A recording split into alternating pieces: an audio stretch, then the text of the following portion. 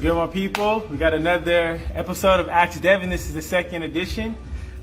Last Thursday was our first one, and here we are again. Want to add value to you guys when it comes to your fitness, nutrition, mindset. And we're actually going to make a little change starting our next time that we get on. Instead of it just being random questions, I'm going to have you guys ask questions, and then from there we'll have a day that's specifically for nutrition, a day that is specifically for fitness, and then a day that's specifically for mindset. And then also going to start adding, having special guests that are experts in their fields, as well as people who have overcome different obstacles, clients that I've had, for you guys to get perspectives from many different viewpoints. So as always, we'll go ahead and get this going, and once everybody comes on, you guys can kind of just chime in and go from there. This will be recorded and posted on all my social media platforms. All right, guys, so our first question we have for today is, how do you get your clients to change their mindset about weight loss versus fat loss and achieving optimal body composition? So that's a really good question. So there's a big difference between weight loss and then fat loss, and most people don't really understand that.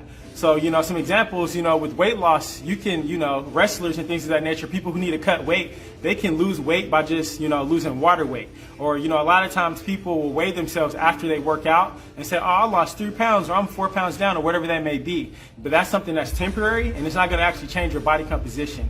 As well as then the next level, when it comes to weight loss, is, let's just say you focus on your diet only and you don't do any kind of activity.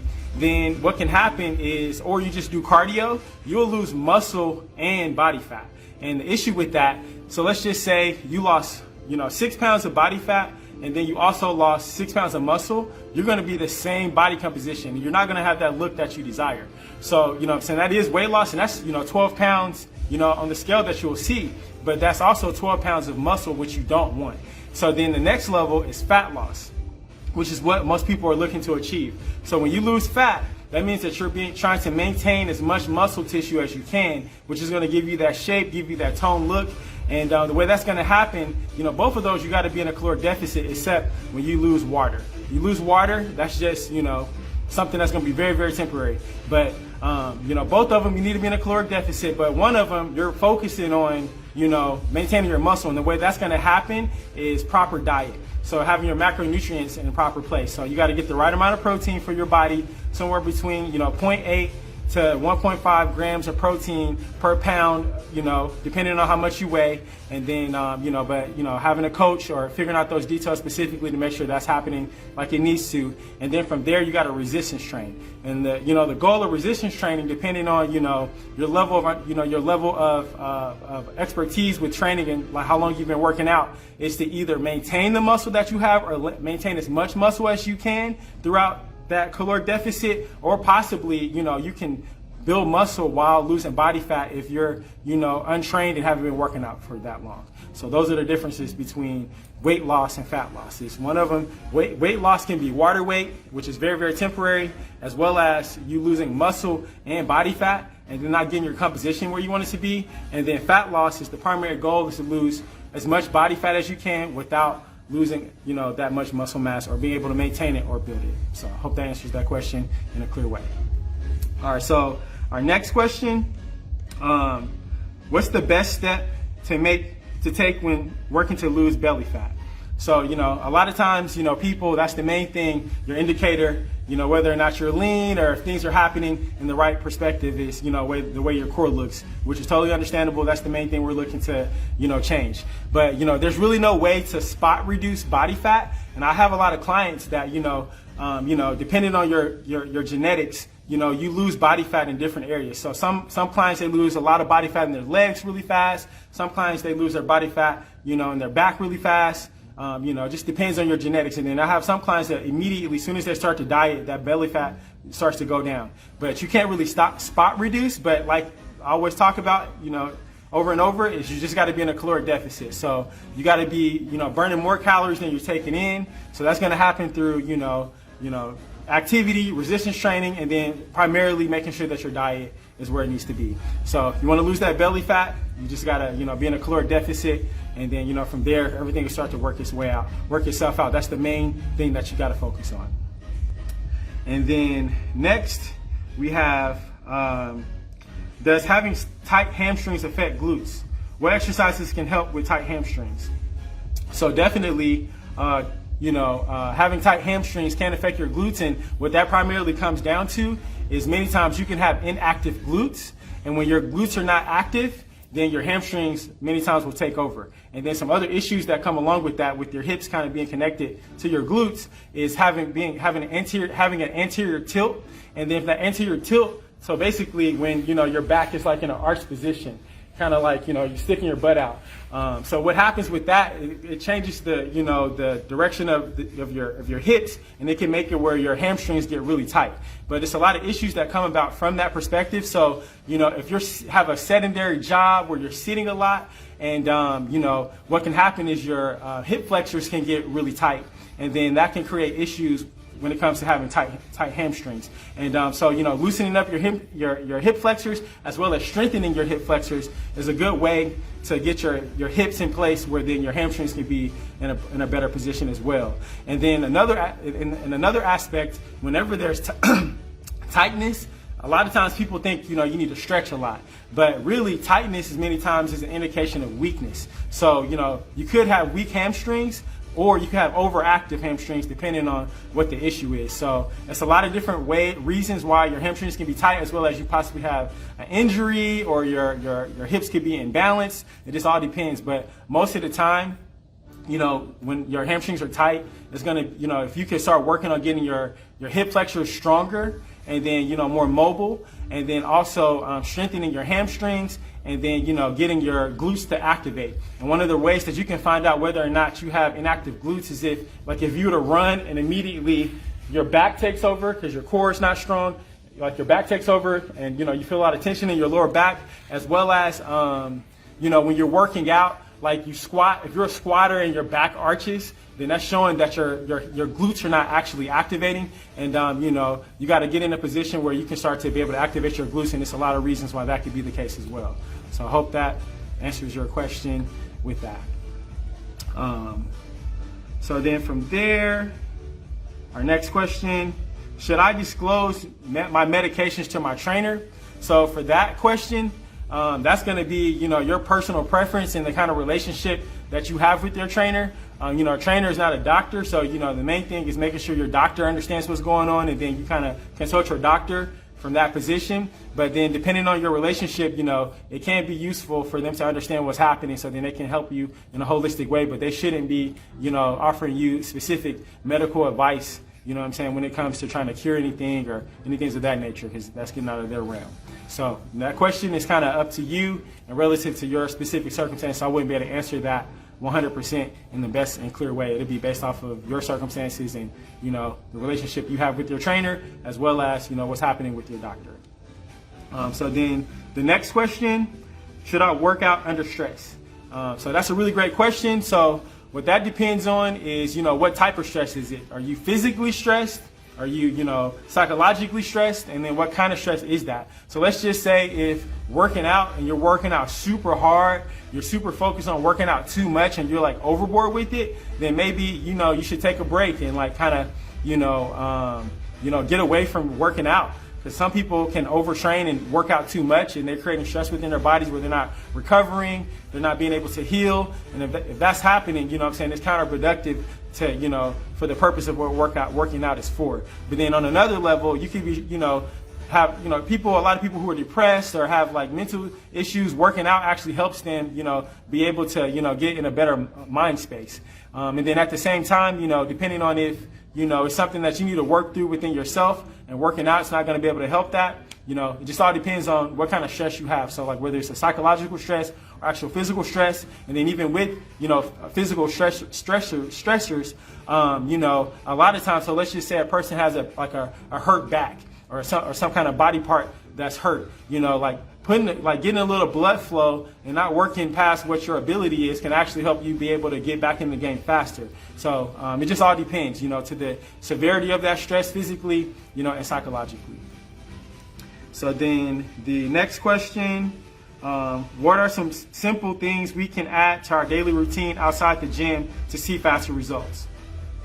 So great question. A lot of times people get locked into thinking that they only can be in the gym, on the treadmill and working out with weights. But, one of the best things you can do is, go walk. Do activities that are fun, that don't seem like you're actually working out. Like if you like to, play basketball, shoot hoops, go, ice skate or, skate outside. Things that are going to be enjoyable, like walking around with your family, you know what I mean? Like, playing frisbee, going to the park and, just hanging out, just walking around. So like doing activities that don't feel like have this deliberate goal that's specific to weight loss, just being active and enjoying yourself from within, adding that kind of stuff to your, your routine will definitely help you be able to get faster and better results overall. And then next question, is it good to have a cheat day? So that's a really good question as well. And for me, I don't really call, whenever I allow my clients to, have like a higher amount of food, I don't really call it a cheat day. I call it more of a free meal, or, it may be like a refeed day depending on what the circumstances are.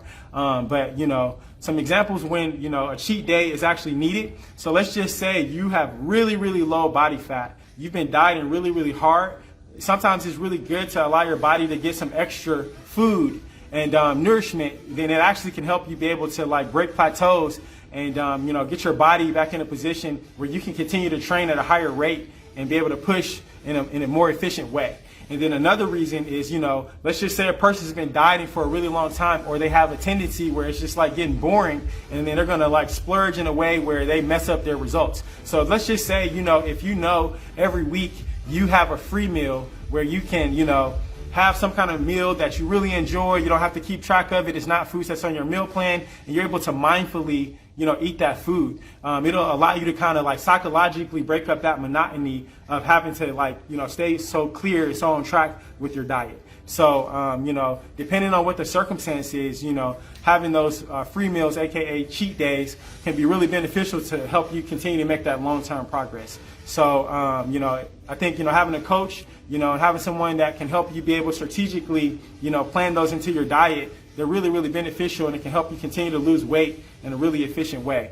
So, a cheat day isn't bad, but, in some sense, you got to be in a position where, you're losing weight, you're making good progress. You don't want to just say to yourself like, 5 days out of the week or 6 days out of the week, I stayed on top of my diet really, really well, so now I deserve to go eat whatever I want. And what can happen with that, to give you an example, let's just say if you've eaten, in a caloric deficit the entire week, and then you go and have a cheat day or a cheat meal and you just overeat.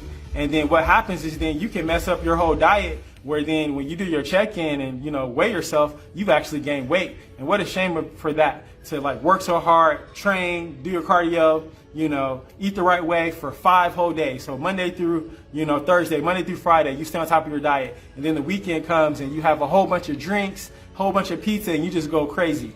What's the point of that? But if you can strategically do that, where, you have a couple slices of pizza, you have a glass of wine, something in a really strategic way, you can continue to make progress and still have those things that you enjoy that may be outside of, the normal things that you eat when it comes to like specifically being able to lose weight in an efficient way and creating good habits.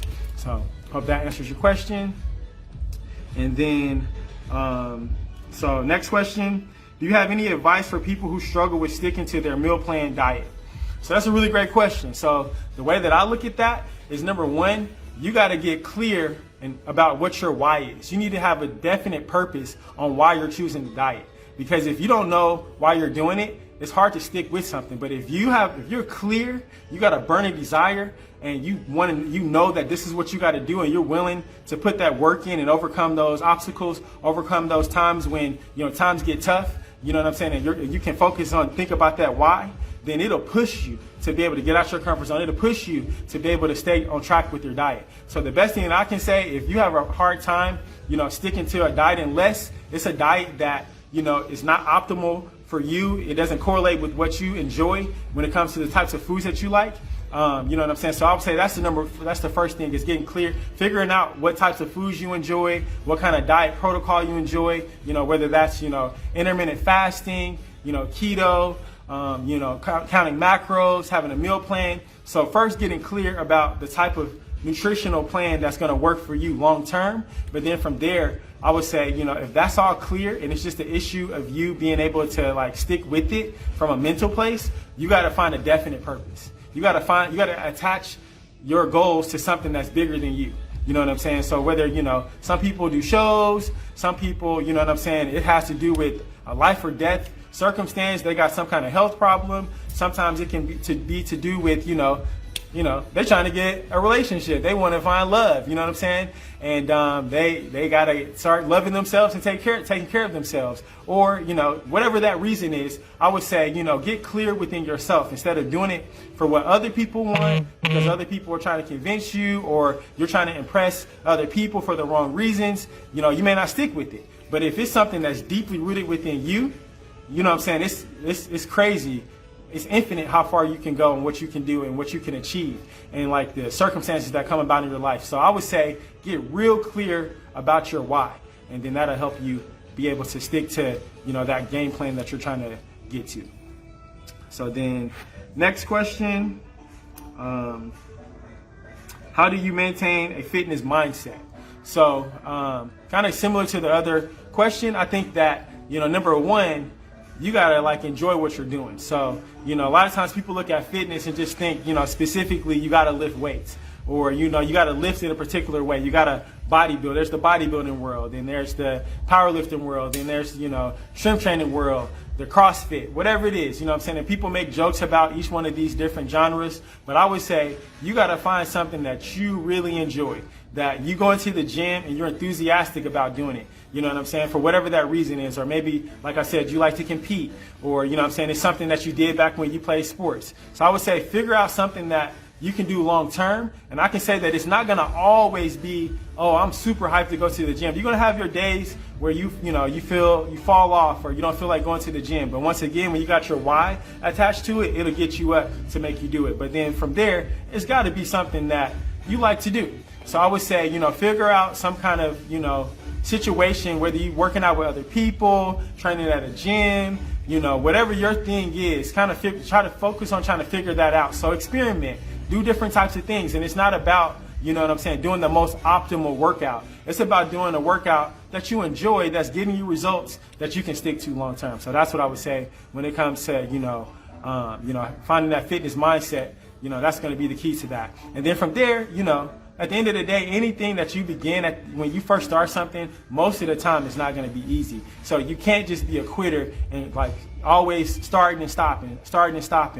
Make a commitment to yourself. Stick with it. Because a lot of times, I found clients where, even with me, with my business, like if you train at Divine Transformations, you locked in for a duration of time where you just can't quit. Because a lot of times it's hard, you don't feel like sticking with it. As soon as you start something new, your friend call you to say, hey, let's go out and have a drink. Let's do that. Let's do this.